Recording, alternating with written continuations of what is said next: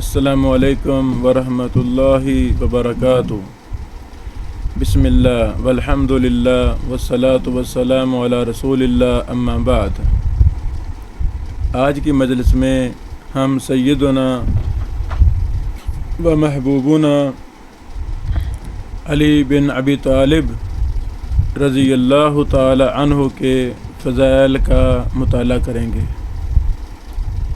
ہمارا ایمان ہے سیدنا علی رضی اللہ تعالی عنہ جلیل القدر صحابی ہیں اور چوتھے خلیفہ ہیں۔ رسول اللہ صلی اللہ علیہ وسلم کی پیاری بیٹی فاطمہ رضی اللہ تعالی عنہ کے خامد ہیں۔ اللہ اکبر۔ سیدنا علی رضی اللہ تعالی عنہ رسول اللہ صلی اللہ علیہ وسلم کے اہل بیت میں سے ہیں۔ اس حدیث کے راوی سیدنا سعد بن ابی وقاص رضی اللہ تعالی عنہ بیان کرتے ہیں کہ سیدنا معاویہ بن ابی سفیان رضی اللہ تعالی عنہ نے سیدنا سعد رضی اللہ تعالی عنہ کو حکم دیا اور پوچھا کہ آپ کو کیا چیز سیدنا ابو تراب رضی اللہ تعالی عنہ کو برا بلا کہنے سے روکتی ہے۔ ابو تراب سیدنا علی کی کنیت ہے۔ انہوں نے فرمایا کہ جب تک مجھے وہ 3 باتیں یاد ہیں وہ جو رسول اللہ صلی اللہ علیہ وسلم نے ان سے کہی تھیں، میں ہرگز انہیں برا بلا نہیں کہوں گا۔ ان میں سے کوئی ایک بات بھی میرے لیے ہو تو وہ مجھے سرخ اونٹوں سے زیادہ پسند ہوگی۔ میں نے رسول اللہ صلی اللہ علیہ وسلم سے سنا تھا، آپ ان سے اس وقت کہہ رہے تھے جب آپ کسی غزوہ میں سیدنا علی رضی اللہ تعالی عنہ کو پیچھے چھوڑ کر جا رہے تھے، تو سیدنا علی رضی اللہ تعالی عنہ نے رسول اللہ صلی اللہ علیہ وسلم سے عرض کیا کہ اے اللہ کے رسول، آپ مجھے عورتوں اور بچوں میں پیچھے چھوڑ کر جا رہے ہیں۔ تو رسول اللہ صلی اللہ علیہ وسلم نے ان سے فرمایا، تمہیں یہ پسند نہیں کہ تمہارا میرے ساتھ وہی مقام ہو جو ہارون علیہ السلام کا موسیٰ علیہ السلام کے ساتھ تھا، مگر یہ کہ میرے بعد نبوت نہیں ہے۔ اللہ والو، ہمارا ایمان ہے کہ محمد رسول اللہ صلی اللہ علیہ وسلم آخری رسول اور نبی ہیں۔ آپ کے بعد قیامت تک کوئی نبی نہیں آئے گا، اس پر ہمارا ایمان ہے۔ اور جس نے بھی نبوت کا دعویٰ کیا وہ جھوٹا ہے، وہ مرتد ہے، وہ زندیق ہے، اس کا اسلام کے ساتھ کوئی تعلق نہیں ہے۔ اللہ اکبر۔ مگر یہ کہ میرے بعد نبوت نہیں ہے۔ اسی طرح خیبر کے دن میں نے آپ صلی اللہ علیہ وسلم کو یہ کہتے ہوئے سنا تھا، اب میں جھنڈا اس شخص کو دوں گا جو اللہ اور اس کے رسول صلی اللہ علیہ وسلم سے محبت کرتا ہے، اور اللہ اور اس کا رسول صلی اللہ علیہ وسلم اس سے محبت کرتے ہیں۔ پھر ہم نے اس شخص کو جاننے کے لیے اپنی گردنیں اٹھا کر دیکھا تو رسول اللہ صلی اللہ علیہ وسلم نے فرمایا، علی کو میرے پاس بلاؤ۔ انہیں شدید آشوب چشم کی حالت میں لایا گیا۔ آپ نے ان کی آنکھوں میں اپنا لعاب دہن لگایا اور جھنڈا انہیں عطا فرما دیا۔ اللہ تعالیٰ نے ان کے ہاتھ پر خیبر فتح کر دیا، اور جب یہ آیت اتری تو آپ کہہ دیں، آؤ ہم اپنے بیٹوں اور تمہارے بیٹوں کو بلا لیں، تو رسول اللہ صلی اللہ علیہ وسلم نے سیدنا علی، سیدہ فاطمہ، سیدنا حسن اور سیدنا حسین رضی اللہ عنہ مجمعین کو بلایا اور فرمایا اے اللہ یہ میرے گھر والے ہیں۔ اللہ اکبر، اللہ اکبر۔ صحیح مسلم حدیث نمبر 2404۔ یزید بن حیان کہتے ہیں کہ میں اور حسین بن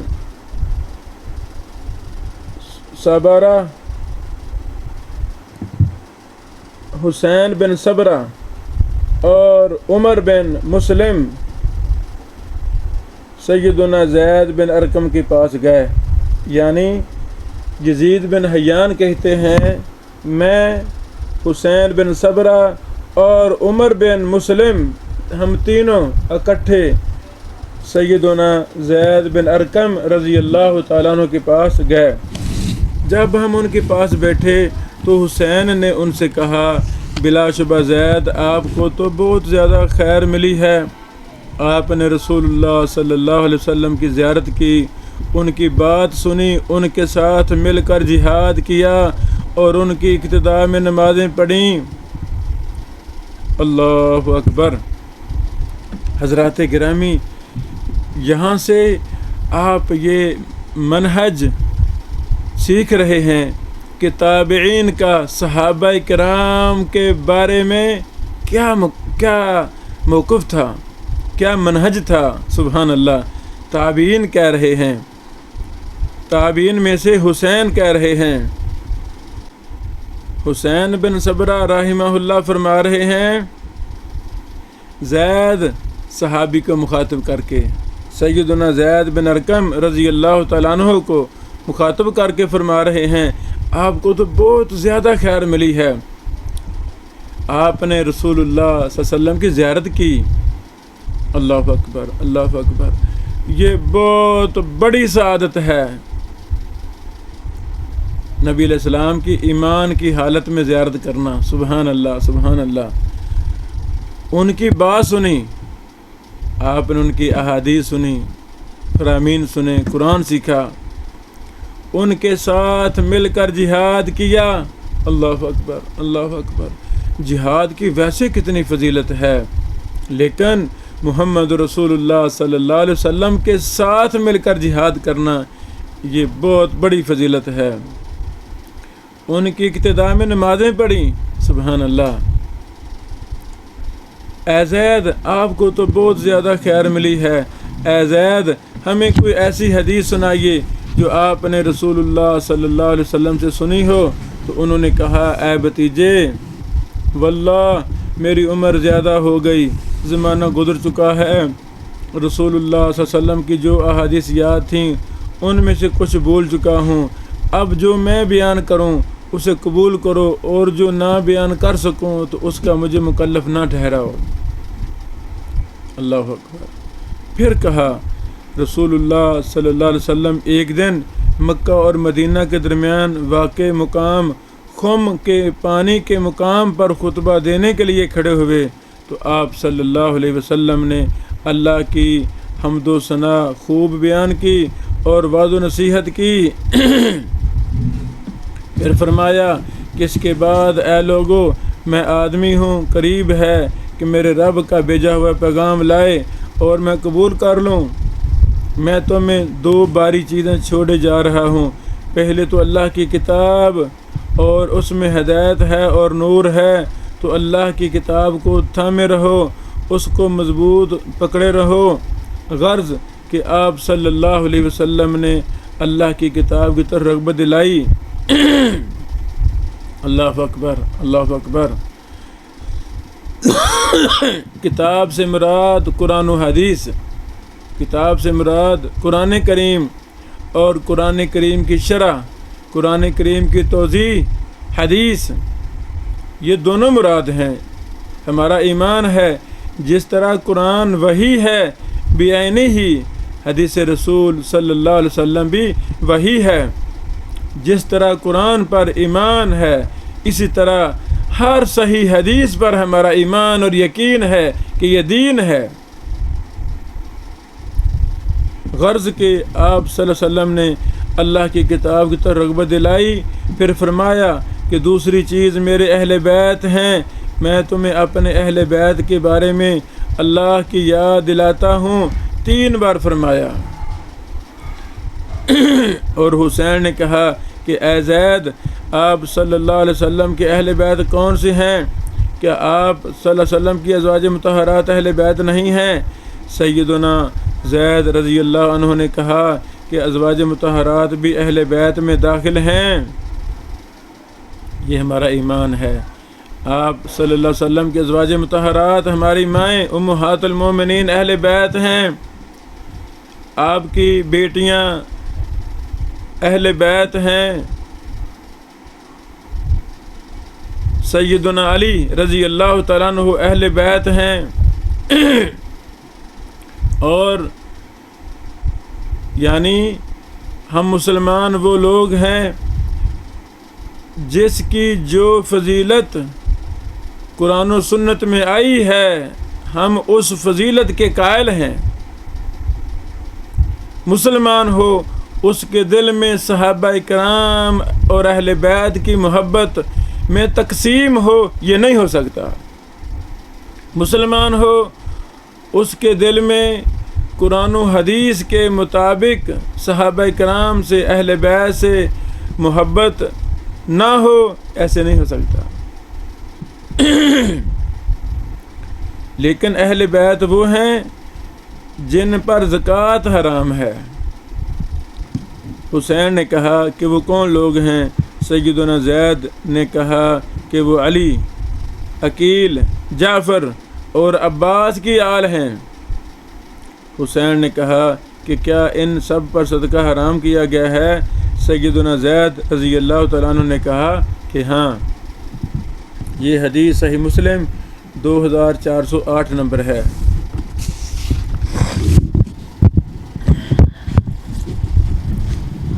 رسول اللہ صلی اللہ علیہ وسلم کے نزدیک سیدنا علی رضی اللہ تعالیٰ عنہ کا مقام اسی طرح ہے جیسے موسیٰ علیہ السلام کے نزدیک ہارون علیہ السلام کا مقام ہے، مگر نبی کریم صلی اللہ علیہ وسلم کے بعد کوئی نبی نہیں ہے۔ اس حدیث کو سیدنا سعد بن ابی وقاص رضی اللہ تعالیٰ عنہ بیان کرتے ہیں کہ رسول اللہ صلی اللہ علیہ وسلم غزوہ تبوک کے لیے تشریف لے گئے تو سیدنا علی رضی اللہ تعالیٰ عنہ کو اپنے پیچھے نگہبان بنا کر گئے تو سیدنا علی نے کہا کہ آپ مجھے بچوں اور عورتوں میں چھوڑے جا رہے ہیں۔ نبی کریم صلی اللہ علیہ وسلم نے فرمایا، کیا تم اس بات پر راضی نہیں ہو کہ میرے لیے تم ایسے ہو جیسے موسیٰ علیہ السلام کے لیے ہارون علیہ السلام تھے، لیکن میرے بعد کوئی نبی نہیں ہوگا۔ لیس نبی بعدی، میرے بعد کوئی نبی نہیں ہوگا۔ یہ حدیث صحیح بخاری 4416 اور صحیح مسلم 2404 ہے۔ سیدنا جابر بن عبداللہ رضی اللہ تعالیٰ عنہ بیان کرتے ہیں کہ نبی اکرم صلی اللہ علیہ وسلم نے سیدنا علی رضی اللہ تعالیٰ عنہ سے فرمایا، انت منی بمنزلت ہارون من موسیٰ انہ لا نبی بعدی، تم میرے لیے ایسے ہی ہو جیسے ہارون علیہ السلام موسیٰ علیہ السلام کے لیے تھے، لیکن میرے بعد کوئی نبی نہیں۔ سنن ترمذی 3730 کی یہ حسن درجے کی حدیث ہے، اور اسی حدیث کے راویہ سیدہ اسماء بنت امیس رضی اللہ تعالیٰ عنہ بھی ہیں، جو مسند احمد 27081 نمبر حسن درجے کی حدیث ہے۔ اللہ اکبر! دیکھیں رسول اللہ صلی اللہ علیہ وسلم کس قدر واضح الفاظ میں سیدنا علی کا مقام و مرتبہ بیان فرما رہے ہیں کہ آپ ایسے ہی ہیں جیسے موسیٰ علیہ السلام کے لیے ہارون علیہ السلام تھے، ساتھ وضاحت بھی فرما رہے ہیں کہ میرے بعد کوئی نبی نہیں ہوگا، اے علی آپ کو نبوت کا درجہ نہیں ملے گا، اور کسی کو بھی، کسی صحابی کو، کسی ولی کو، کسی فقیر کو، کسی بڑے سے بڑے امام اور محدث کو نبوت کا درجہ نہیں مل سکتا۔ کون فرما رہے ہیں؟ محمد رسول اللہ صلی اللہ علیہ وسلم۔ اس موقع پر ان لوگوں کو دعوت فکر دینا چاہتا ہوں جن کے نظریات، جن کے عقائد باطل ہیں، غلط ہیں، اور وہ سیدنا علی رضی اللہ تعالیٰ عنہ کو نبوت کا درجہ دیتے ہیں۔ نہیں، یہ غلط ہے، یہ باطل ہے، اس کی کوئی دلیل نہیں ہے۔ ہمارا ایمان ہے محمد رسول اللہ صلی اللہ علیہ وسلم اللہ تعالیٰ کے آخری نبی اور رسول ہیں، بات ختم۔ لا نبی بعدی، آپ کے بعد قیامت کی دیواروں تک کوئی نبی نہیں آئے گا۔ نبی کریم صلی اللہ علیہ وسلم کا سیدنا علی رضی اللہ تعالیٰ عنہ کو ابو تراب کا لقب دینا، اللہ اکبر۔ اس حدیث کے راوی سیدنا سہل بن سعد ہیں۔ انہوں نے بیان کیا کہ ایک بار رسول اللہ صلی اللہ علیہ وسلم سیدہ فاطمہ رضی اللہ عنہا کے گھر تشریف لائے تو آپ صلی اللہ علیہ وسلم نے سیدنا علی رضی اللہ تعالیٰ عنہ کو گھر نہ پایا۔ آپ صلی اللہ علیہ وسلم نے پوچھا کہ تمہارے چچا کے بیٹے کہاں ہیں، یعنی علی کہاں ہیں؟ انہوں نے بتایا کہ میرے اور ان کے درمیان کچھ ناگواری پیش آ گئی ہے اور وہ مجھ سے ناراض ہو کر باہر چلے گئے ہیں اور میرے پاس کلولہ بھی نہیں کیا۔ اس کے بعد رسول اللہ صلی اللہ علیہ وسلم نے ایک شخص سے کہا کہ سیدنا علی رضی اللہ تعالیٰ عنہ کو تلاش کرو کہ کہاں ہیں۔ وہ آئے اور بتایا کہ مسجد میں سوئے ہوئے ہیں۔ پھر نبی کریم صلی اللہ علیہ وسلم تشریف لائے، سیدنا علی رضی اللہ تعالیٰ عنہ لیٹے ہوئے تھے، اس حال میں کہ آپ کی چادر پہلو سے گری ہوئی تھی اور جسم پر مٹی لگ گئی تھی۔ رسول اللہ صلی اللہ علیہ وسلم ان کے جسم سے دھول کو، مٹی کو جھاڑنے لگے اور فرما رہے تھے کم ابا تراب، کم ابا تراب، اٹھو ابو تراب، اٹھو ابو تراب۔ اس سے آپ کا لقب ابو تراب پڑ گیا۔ اللہ اکبر، اللہ، اے مٹی والے۔ ابو تراب مطلب مٹی والے، مٹی لگی ہوئی جسم کو۔ یہ حدیث صحیح بخاری 441، صحیح مسلم 2409 ہے۔ اس مبارک حدیث میں سبق ہے والدین کے لیے، امت مسلمہ کے لیے بہت بڑا سبق ہے کہ اگر داماد کے ساتھ، داماد کی آپ کی بیٹی سے کوئی لڑائی ہو گئی ہے تو فوراً سے پہلے صلح کرانی ہے، خود آگے بڑھ کر اپنے داماد کو موٹیویٹ کر کے ان کو راضی کرنا ہے اور مسئلے کو فوراً حل کرنا ہے، فتنہ نہیں ڈالنا، شیطان کو راضی کرتے ہوئے طلاق کی طرف نہیں جانا، عدالتوں میں نہیں جانا، بس فوراً صلح کرنی ہے۔ انسان ہونے کے ناطے چھوٹی موٹی کمی کوتاہی ہو جائے، میاں بیوی میں آپس میں کوئی چھوٹا موٹا مسئلہ بن جائے تو سسر کو کردار ادا کرنا ہے۔ قم ابا تراب، قم ابا تراب۔ محمد رسول اللہ صلی اللہ علیہ وسلم کا کس قدر پیارا انداز تھا اپنے صحابی، اپنے داماد جلیل القدر صحابی کو مخاطب کرنے کا۔ تو جب ہم والدین پیار اور محبت کا رویہ رکھیں گے، انشاءاللہ اختلافات ختم ہوں گے، لڑائیاں ختم ہوں گی، طلاقیں نہیں، پیار محبت بڑھے گا، رشتہ داریاں قائم ہوں گی۔ تو رشتہ داری کو قائم کرنے کے لیے، نکاح کو قائم کرنے کے لیے، قائم رکھنے کے لیے اس میں بچوں کے ماں باپ کا بہت بڑا کردار ہونا چاہیے. یہ نہیں سنی سنائی باتیں لے کر طلاق کی طرف چلے جائیں، سنی سنائی باتیں قتل کی طرف چلے جائیں. نہیں، یہ فضول سسٹم ہے، یہ مسلمانوں کا سسٹم نہیں ہے. موجودہ معاشرے میں جو کچھ ہم سن رہے ہیں، دیکھ رہے ہیں، ایسے لگتا ہے ان لوگوں کو اسلام کا پتہ نہیں. کتنے اسلام سے دور ہو چکے ہیں، اپنی خواہشات کی منمانی، غصے کی پیروی، جہالت کی پیروی اس قدر عام ہو چکی ہے کہ اسلام نظر ہی نہیں آتا. آئیں ہم اپنے رویوں کو اسلام کے مطابق کریں. بارک اللہ فیکم. السلام علیکم ورحمۃ اللہ وبرکاتہ.